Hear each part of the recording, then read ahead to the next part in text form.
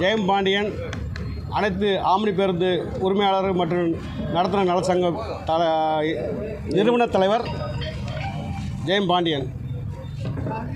கடந்த 3 நாட்களாக விடுமுறை விட்ட காலங்களில் தமிழகத்தில் ஓடுகின்ற அனைத்து ஆம்னி பேருந்துகளும்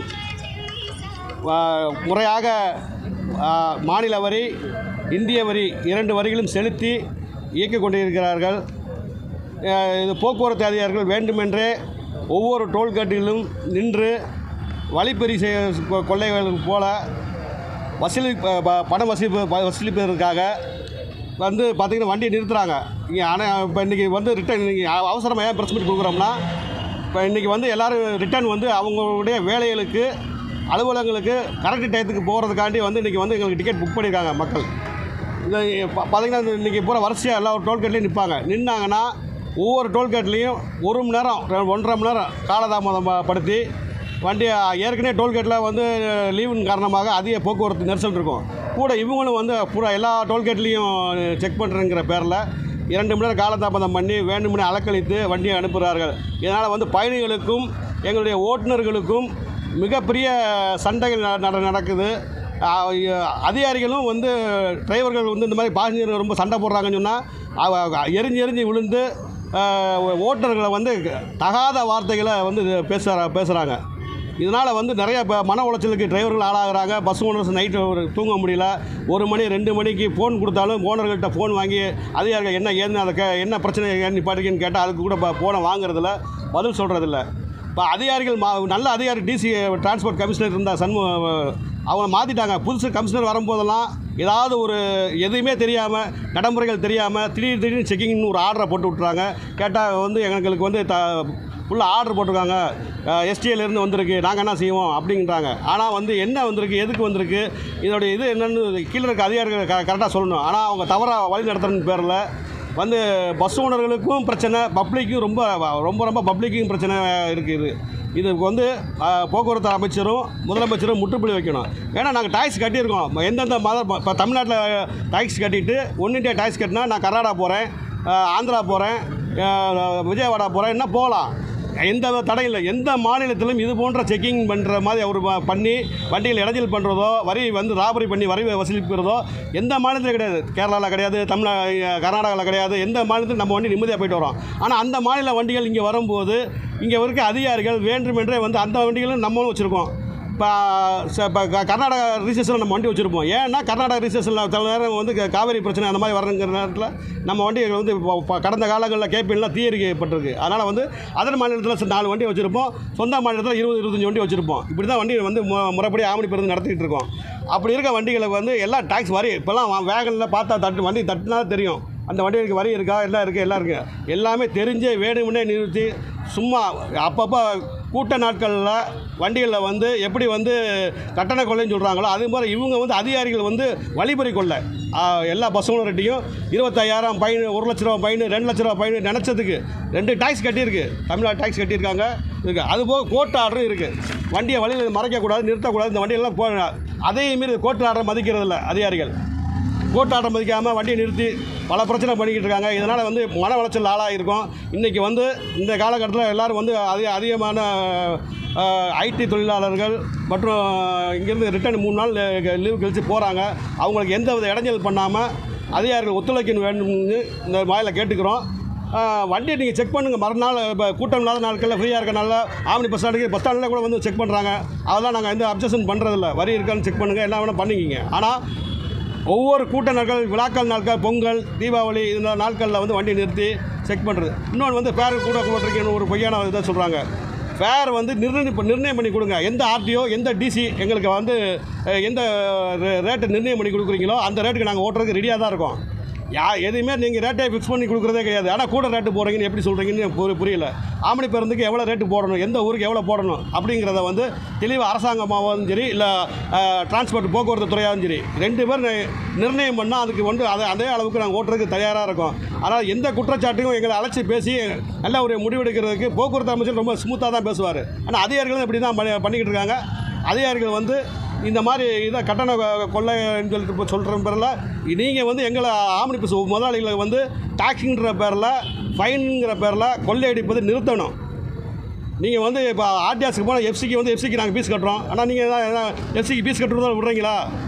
ஒவ்வொரு வண்டிக்கு எங்களுக்கு செலவு ஆகிறதுலாம் வந்து பொதுமக்கள் தலையில் தான் விடியுது. அதனால் வந்து அதிகாரிகள் வந்து உங்களுடைய நேர்மையாக கடமை செய்யுங்க. தேவையில்லாத பிரச்சனைகளை பண்ணி தேவையில்லாத சில ராங்கான அதிகாரிகளுக்கு கொடுக்குற ஐடியாவுக்கு வந்து செயல்பட வேண்டாம் என்று சங்கத்தின் சார்பாக கேட்டுக்கொள்கிறோம். இப்போது தமிழ்நாட்டில் மொத்தம் எவ்வளோ ஆம்னி பேருந்து ஓடுது? அதே போல் இந்திய வரி கட்டுறீங்களா? அதே போல் மாநில வரியோட டியூரேஷன் எவ்வளோ? எந்த அடிப்படையில் அதிகாரிகள் வந்து வரி செலுத்துகிறாங்க? மாநில வரி 1,20,000 ரூபா நம்ம தமிழ்நாட்டுக்கு ஒரு வண்டிக்கு செலுத்துகிறோம். சீட்டுக்கு 4,000 ரூபா. ஒரு சீட்டுக்கு வந்து 4,000 ரூபா பர்த்துக்கு. அந்த 3 மாதத்துக்கு குவார்டர்லி. இதை செலுத்தின பிறகு ஒரு 90,000 ரூபா ஆல் இண்டியா பெர்மிட்டுக்கு செலுத்துகிறோம். One India. ஆமாம், இது 90,000 90,000.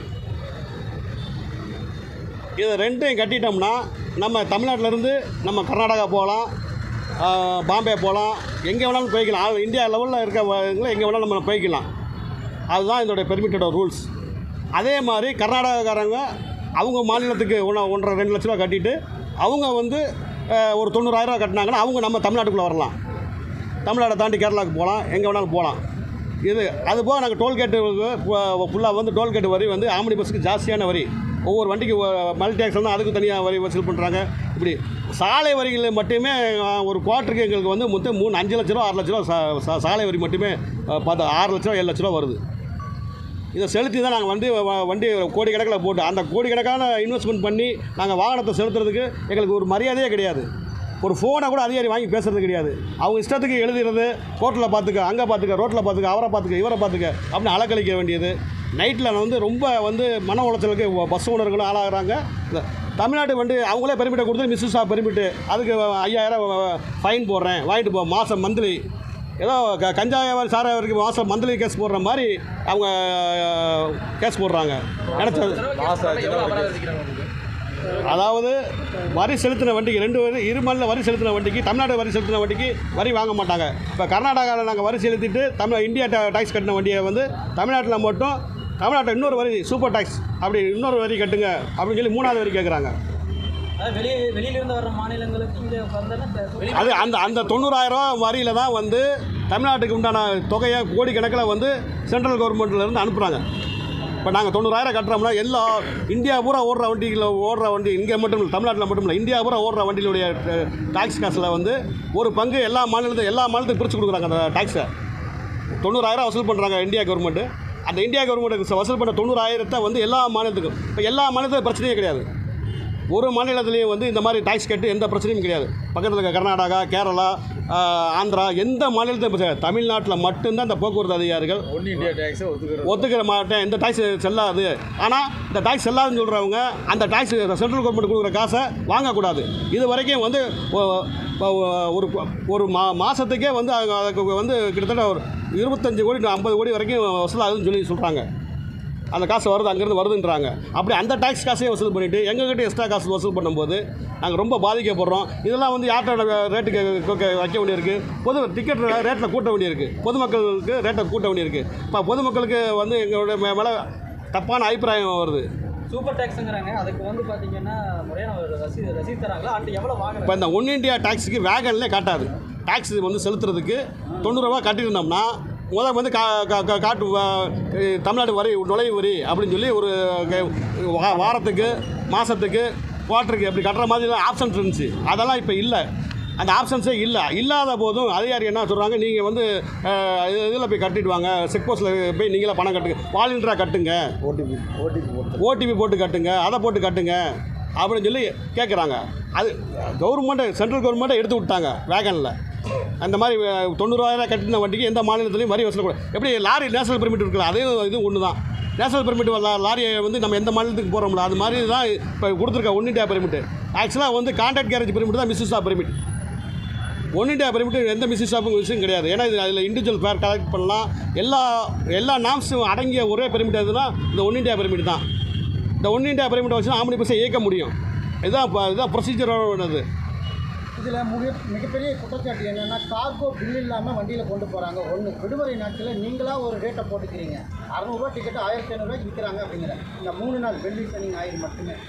இப்போ நான் எங்களுடைய வாகனங்கள்லாம் பார்த்தீங்கன்னா ஸ்லைடிங் சிஸ்டத்தில் இருக்கும். எங்களுக்கு ரேட்டு ஃபிக்ஸ் பண்ணாதனால ஸ்லைடிங் சிஸ்டத்தில் இருக்கும். திங்கள் செவ்வாய் புயல்லாம் பார்த்தீங்கன்னா இங்கே வந்து கவர்மெண்ட் ரேட்டு வந்து 1123 ரூபா கவர்மெண்ட்டுடைய எஸ்ஐடிசிலேயே. ஆனால் நாங்கள் 500 600 ஓட்டுறோம். அந்த நாட்களில் பார்த்தீங்கன்னா எங்களுக்கு ரேட் 500 600 தான். அப்போ அந்த 500 600 ஏன் ஓட்டுறோன்னா வண்டி டிரைவர் வந்து நிப்பாட்டினா வண்டி வாகனம் பழுதாகும். டிரைவர் வந்து அவருடைய வேலை வாய்ப்பு இழக்கும். அவருக்கு நம்ம வந்து அவங்க வீட்டு குடும்பத்துக்கு டிரைவர் கிடைக்க மாட்டாங்க. வாரத்தில் நாங்கள் 3 நாள் மட்டும் தான் வண்டி ஓடுது. ஆனால் 3 நாள் மட்டும் ஆள் வேணும்னா 3 நாளுக்கு வர மாட்டாங்க. அப்போ நாங்கள் லாபப்பட்டாலும் நஷ்டப்பட்டாலும் அந்த வாகனத்தை வந்து இயக்க வேண்டிய சூழ்நிலை இருக்குது. நாங்கள் எல்லாம் அதே செலவு தான் ஆகும். டிரைவருக்கு அதே படி தான் கொடுத்தாகணும். டோல்கேட் அதே தான் நாங்கள் கொடுத்தாகணும். வரி அதே தான் செலுத்தாகணும். எதுவுமே எங்களுக்கு எக்ஸ்டென்ஷன் கிடையாது. ஆனால் மற்ற நாட்கள் 500 600 குறைவாக இருக்குது. அதெல்லாம் வச்சு அந்த கூட்ட நாட்களில் வந்து பார்த்திங்கன்னா இந்த கம்மியான ரேட்டில் போகிற அரசு பஸ்ஸில் போகிறவங்களாம் எங்கள் பஸ்ஸுக்கு வந்துடுவாங்க. ஆம்னி பேருந்தில் பயன் பண்ணுவாங்க. கூட்ட நாட்களில் என்ன செய்வாங்கன்னா எங்கள் பஸ்ஸில் அந்த 500 பயணம் பண்ண அப்புறம் அந்த கவர்மெண்ட் பஸ்ஸில் 1000 ரூபா வண்டியில் போயிடுவாங்க, மாறிக்கிடுவாங்க. இப்படி தான் ஃப்ளோட்டிங் நடந்துக்கிட்டு இருக்குது. அவங்க போயிடுவாங்க. காசு உள்ளவங்க அதிகமாக காசு உள்ள சுற்றுலாவுக்கு போகிறதுக்கு வண்டி ஃப்ளைட்டுக்கு போகிறவங்க அந்த மாதிரி ஒரு அதிகமான காசு இது செலவு பண்ணி உடனே போகிறவங்க தான் ஆம்னி பஸ் அந்த கூட்ட நாட்களில் வந்து பயணம் பண்ணுறாங்க. இதுதான் வந்து ஃப்ளோட்டிங்கில் வந்து நடைமுறையில் நடந்துக்கிட்டு இருக்குது. நாங்களும் எங்களுக்கு இப்போ எந்த நாளும் ஒரே ரேட்னா வந்து இப்போ பிரச்சனையே கிடையாது. இப்போ 1023 ரூபானா கவர்மெண்ட் 1023 ரூபா தான் அந்த எஸ்ஐடிசி வண்டியில். என்ன சாதாரண நாளாக எந்த நாளும் வாங்குறாங்களோ அது மாதிரி எங்களுக்கு ஒரு மாதிரி ரேட்டை ஃபிக்ஸ் பண்ணி கொடுத்தாங்கன்னா அது மக்களுக்கு புரிஞ்சிடும். இப்போ என்ன பார்க்குறாங்கன்னா எங்கள் இதில் வந்து ரேட்டிங் பார்ப்பாங்க. யார் கம்மியாக போட்டுருவாங்களோ அதை பார்த்து தான் டிக்கெட்டே புக் பண்ணுவாங்க. ஒருத்தர் யார் ஆஃபர் தரா 200 ஆஃபர் யார் தரா அந்த மாதிரி காலகட்டமாக இருக்குது. அதனால் ஸ்லைடிங் சிஸ்டம் இப்படி ஃப்ளைட்டில் எப்படி இருக்கோ ஃப்ளைட்டில் 3000 ரூபாய்க்கு டெல்லிக்கு போடுறாங்க. திடீர்னு பார்த்தா 35000 50000 65000 போடுறாங்க. அது மாதிரி சிஸ்டத்தில் வந்து ஆம்னி பேருந்து ஓடி. ஏன்னா கட்டண நிர்ணயம் இல்லாமல் இருக்கனால கட்டண நிர்ணயம் பண்ணிட்டால் நம்ம அதை இந்த பிரச்சனையும் வராது. இதே மாதிரி வழியில் வந்து கூட்ட நாட்களில் வந்து வண்டியை மறைச்சா வந்து பப்ளிக் தான் ரொம்ப கஷ்டப்படுறாங்க. ஏன்னா அவங்க வந்து ஒரு இடத்துக்கு ரீச் பண்ணுறதுக்கு தான் ஆம்னி பஸ்ஸை வேகமாக போகும். வண்டி சீக்கிரம் போய் டைமிங் இறக்கி விட்ருவாங்கன்னா ஆம்னி பேருந்து வந்து சுத்தமாக இருக்கும் அப்படின்னு. ஆனால் அந்த அட்மாஸ்பியரே இப்போ கெட்டு போகுது. கூட்ட நாட்களில் ஆம்னி பேருந்தில் ஏதோ 5 மணி நேரம் 6 மணி நேரம் காலதாமதாக கொண்டு போய் வந்து அவங்கள இறக்க வேண்டிய சூழ்நிலையில் இருக்கும். அதில் வந்து எங்களுக்கு வந்து மன உளைச்சல் தருது. அவங்க வந்து கண்ணா பின்னான்னு தெரியுது. நைட்டில் ஃபோன் பண்ணி இப்போலாம் நீ பஸ் ஓட்டுறியா அது ஓட்டுறியான்னு வந்து சில பாசஞ்சர் பேசுகிறாங்க. ஆர்டிஓவும் இந்த மாதிரி புரிஞ்சுக்கிறது இல்லை. இதனால் வந்து டிரைவர்கள் ரொம்ப மன உளைச்சலில் இருக்காங்க. அந்த சோதனை அபராதம் இந்த மாதிரி நேரங்களில் அபராத தொகையை விதிக்காமலே வட்டார போக்குவரத்து அதிகாரிகள் ஓட்டுநர்களை மிரட்டக்கூடிய ஒரு சூழல் இருக்குதுன்னு சொல்லி கடந்த ஒரு 10 நாளைக்கு முன்னாடி சொல்லியிருந்தாங்க. அபராத தொகை இன்றைக்கி என்னென்ன சொல்லலை, பஸ்ஸை மட்டும் கொண்டு வந்து நிறுத்து அப்படின்னு சொல்லி மிரட்டுறாங்க. உடனடியாக நாங்கள் பணத்தை கையில் கொடுத்துட்டா விட்டுருவாங்க போல இருக்குது அப்படின்ற மாதிரி ஒரு தகவல். அதாவது என்னென்னா அபராத தொகையை செலுத்த தேவையில்லை. ஆன்லைனில் போட்டு விட்டால் இப்போ நம்ம எஃப்சிக்கு போகும்போது இதுக்கு போகும்போது அவங்களுக்கே தெரியும். ஒரு ஃபைன் போடணும்னா நிறுத்தி தான் கொண்டு போய் ஸ்டேஷனில் கொண்டு நிறுத்தி தான் வந்து வாங்கணும்னு அவசியம் இல்லை. ஃபைனை போட்டால் அது ஆள் வேக்கனில் ஏறும். அதை எப்போ வேணாலும் நம்ம கட்ட முடியும். இது வந்து அங்கே போய் நிறுத்திட்டா அபராத தொகை மட்டும் இல்லை, அதை ரிலீஸ் பண்ணுறதுக்கு அங்கே இருக்க அதை லஞ்சம் கொடுக்கணும். லஞ்சம் கொடுத்தா தான் வண்டி ரிலீஸ் ஆகும். இதுக்காண்டியே பல வண்டியை பிடிச்சி கொண்டு போய் உள்ளே போடுறது. அங்கே போனால் அந்த வரியும் செலுத்தணும். அவங்களுக்கு வந்து இந்த அவங்க கேட்குற தொகையும் கொடுத்தா தான். இல்லைன்னா அவங்க நினச்சா 1 வாரமும் போட முடியும், 1 மாதமும் போட முடியும், 3 மாதமும் போடும். அதை எழுத்து கேட்டால் நீ கோர்ட்டுக்கு போனால் நம்ம ஒரு 10 நாள் 15 நாள் வண்டி நிற்கும். என்ன பண்ணுறதுன்னு சொல்லி அதனால் இந்த மாதிரி தான் வந்து ஆம்னி பஸ் ஓடுறதுல தான் வந்து பாதிச்சுக்கிட்டு இருக்கோம். அது என்ன லஞ்சம்னா எவ்வளோ கேட்குறாங்க ஒரு வண்டிக்குன்னா எவ்வளோ? ஃபிக்ஸட் இல்லை. அவங்க நினச்சது கேட்பாங்க, கொடுக்குறாங்க. அப்போ கொடுத்தோம்னா வண்டி உடனே ரிலீஸ் ஆகும், இல்லைன்னா லேட் ஆகும். அடுத்த கட்டம் போராட்டம் நம்ம எஸ்டியை முற்றுகையிடலான்னு இருக்கோம். போக்குவரத்து தலைமை அலுவலகத்தை முற்றுகையிடலான்னு இருக்கோம். தொடர்ந்து இந்த மாதிரி பண்ணிக்கிட்டு இருந்தால் எல்லா ஸ்டேட்லேயும் ஏற்றுட்டு இப்போ இந்தியா ஃபுல்லாக போட்டாச்சு. அந்த பெர்மிட் தான் ஆக்சுவலாக வந்து தமிழ்நாட்டில் கொடுக்குற கான்ட்ராக்ட் கேரேஜ் பெர்மிட் வந்து டூர் பெர்மிட்டு. அவங்க பிசினஸாக பெர்மிட் போடுறது அதுதான் கரெக்டு. ஆனால் ஒன் இண்டியா பெர்மிட்டு வந்து நம்மளும் கொடுக்குறோம்.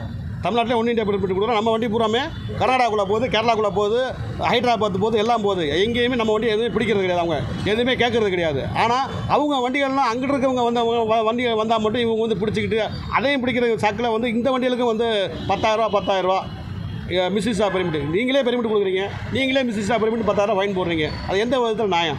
ஏற்கனவே கடந்த சில ஆண்டுகளுக்கு அது இது இப்படி சொன்னோம்னா உடனே சீட் பெல்ட் இல்லை, அது இல்லை, இது இல்லைன்னு சும்மா அப்படி உப்பு தப்பான காரணமாக போடுவாங்க. வசூல் பண்ணுறதுக்காண்டி அதுக்காண்டியே வேணுன்னு அந்த சாராய கேஸ் போடுறாங்கல்ல, மாதம் ஒரு கேஸ் போடுறாங்கல்ல, அதை மாதிரி தான் இவங்களுக்கு போடுறாங்க.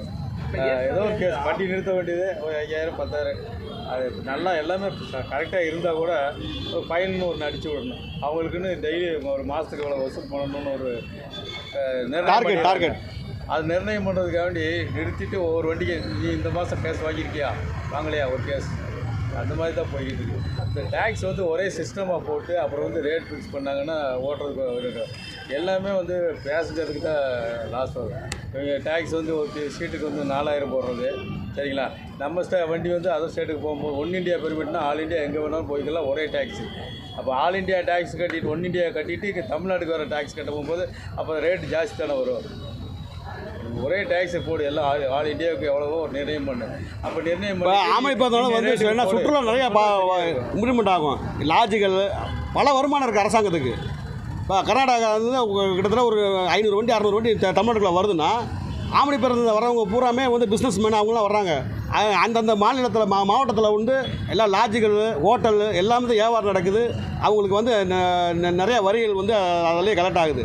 இப்படி இருக்கும்போது அதுக்காண்டி உண்டான போக்குவரத்து அரசு போக்குவரத்து பற்றாக்குறையாக இருக்குது.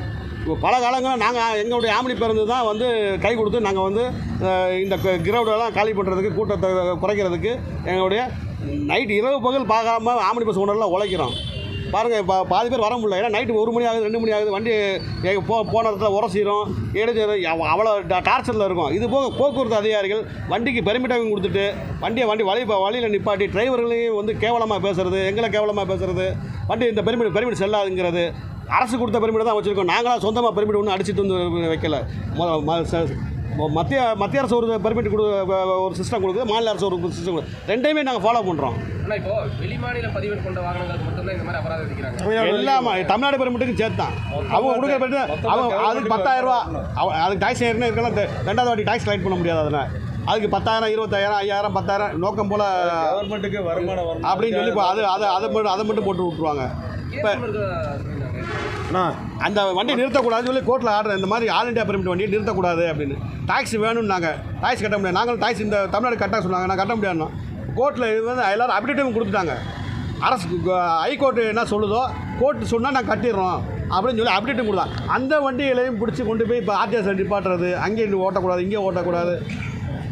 ஒரு இந்தியன் சிட்டிசனாக எப்படி நம்ம எங்கே வேணாலும் நம்ம வந்து இருக்கிறதுக்கு இது இருக்கோ, அதே மாதிரி ஆல் இண்டியா பெர்மிட் வந்து எங்கே இருந்தாலும் ஓட்டுறதுக்கு அவங்களுக்கு ரைட்ஸ் இருக்குது. இவங்க வந்து வேணும்னே வந்து இந்த மாதிரி தேவையில்லாத பிரச்சனைகளை பண்ணிக்கிட்டு இருக்காங்க. இந்த நாளை கழிச்சு வருது. ஆனால் இந்த ஒன் இண்டியா பெர்மிட் வந்து சுப்ரீம் கோர்ட் கொடுத்தது. சுப்ரீம் கோர்ட் வந்து கொடுத்து இந்தியா அப்புறம் ஓட்டிகிட்ருக்கோம். மத்திய அரசு வந்து கொடுத்து தமிழ்நாடு ஓட்டிருக்கோம். முன்னாள் யூனியன் மினிஸ்டர் கோபி இருக்கார்ல, நடிகர் கோபி, அவர் வந்து பரிவாகன வரவர்கள் கேன்சல் பண்ணாங்க. கேன்சல் பண்ணி பரிவாகனே வர்றதில்ல. ஆனால் இவங்க வந்து கோடு வேர்டு ஓடிபி போட்டு கட்ட சொல்கிறாங்க. நம்மளாம் வாலண்டியராக போடுறோம். நானாக அந்த மாநிலத்துக்கு வரி செலுத்துகிறேன் எக்ஸ்ட்ரா அப்படின்னு சொல்லி ஓடிபி நானே கொடுத்துக்குறேன். ஓனர் நான் ஓடிபிங்கிறது நான் எனக்கு என் நம்பருக்கு ஓனர்னால் நான் என் நம்பருக்கு வரும். அந்த ஓடிபியை போட்டு அந்த டாக்ஸை கட்ட முடியும்.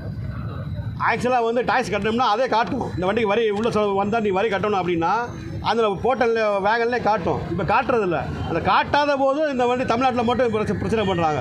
எல்லா மாநிலத்தையும் எந்த பிரச்சனையும் இல்லை ஆமணி பேருந்துக்கு. தமிழ்நாட்டில் மட்டும் இதே பிரச்சனை. ஃபெஸ்டிவல்னாலும் பிரச்சனை, எதுனாலும் பிரச்சனை. இது பொதுமக்கள் நல்லா பண்ணுறதுக்கு சில பேர் நினைக்கிறீங்க, அது கிடையாது. ஆமணி பேருந்தை ஓட்ட விடாமல் பண்ணுறதுக்கு சில அதிகாரிகள் பண்ணுற வேலை தான் இது. டிரான்ஸ்போர்ட் கமிஷனர் பார்த்து தான் முன்னாடி பேசியிருந்தீங்க. இப்போ இவர் இருந்தார் ஃபஸ்ட்டு ஒரு நேர்மையான நேர்மையான அதிகாரி இருந்தாங்க. அவங்கள நாங்கள் சொல்கிறத கேட்டு கரெக்டாக பண்ணி கொடுத்தாங்க. அவங்கள உடனே மாற்றிடுறாங்க. நேர்மையான அதிகாரி அங்கே அந்த சீட்டில் உட்கார முடியல. ஓகே, ரெண்டுமே தான். அவனுங்களை பார்க்குறது தப்பு கிடையாது. அவனுங்களை பார்க்குறதுனால ஒன்றும் தப்பு கிடையாது. ஆனால் அதான் அதில் தான் டாக்ஸ் கட்டிருக்குன்னு சொல்லுவார். இவர் டாக்ஸ் கட்டிருக்குன்னு சொல்லுவார். அந்த டாக்ஸை நான் ஏற்றுக்க மாட்டேன். எனக்கு ஒரு டாக்ஸை கட்டு. அவனுங்களே தேவையில்ல சார். ஆன்லைன் அடிச்சாலே தெரிய போகுது சார். வண்டி நம்பர் அடிச்சா இந்த வண்டி தேவையில்லை. வண்டி நம்பர் அடிச்சா இந்த வண்டி ஆன்லைன் எல்லாமே ஆன்லைனில் இருக்குது. அப்போ நீதிமன்ற உத்தரவு மதிக்கல கிடையாது. நீதிமன்றத்தை டாக்ஸ் கட்டினா நான் டாக்ஸ் கட்ட தயாராகும். ஆனால் நீதிமன்றத்தை யாரும் மதிக்கிறது இல்லை. இதை நீதிமன்றத்தை செல்லாதுன்னு சொல்கிறாங்க. அதான் மிகப்பெரிய கேவலம். இந்தியாவில் எந்த மரத்தையும் நீதிமன்றத்தை மதிக்காமல் யாருமே கிடையாது. தமிழ்நாட்டில் வந்து நீதிமன்றத்தை வந்து போக்குவரத்துறை மதிக்கிறது இல்லை. இது வழக்கு செல்லாதுன்றாங்க. 13 30 ஆர்டர் கொடுத்து 15 கொடுத்தாங்க. 15 கொடுத்தது 19 தள்ளி போட்டிருக்காங்க. முன்ஜாமீன் வாங்கும்போது காவல்துறை அரசு பண்ணுறதுக்கு ரூல்ஸே கிடையாது. இந்த மாதிரி போக்குவரத்துறைக்கு 19 டைம் கொடுத்துருக்கு. ஆனால் போக்குவரத்துறை ஒத்துக்கவே மாட்டேங்குது, செல்லாதுன்றாங்க. இது நீதிமன்றத்தை கேள்வி கேட்கணும். தமிழ்நாடு அரசியல்கள்லாம் வந்து நல்ல வாழ்றதுக்கு வழிவகுத்தணும். கிட்டத்தட்ட ஒரு 6 லட்சம் தொழிலாளர்கள் இதில் இருக்கும். இன்றைக்கி பார்த்து நைட்டு பார்த்து எங்களை போய் தொந்தரவு பண்ணி வண்டி ஓட முடியாமல், நேரத்துக்கு போக முடியாமல் எல்லா வண்டியும் தொந்தரவு கொடுப்பாங்க. அதுக்கு நீங்கள் தொலைக்காட்சியும் தமிழக அரசும் மத்திய அரசும் சேர்ந்து எங்களுக்கு வழிவகுத்தருமாறு தாழ்மையை கேட்டுக்கொள்கிறோம்.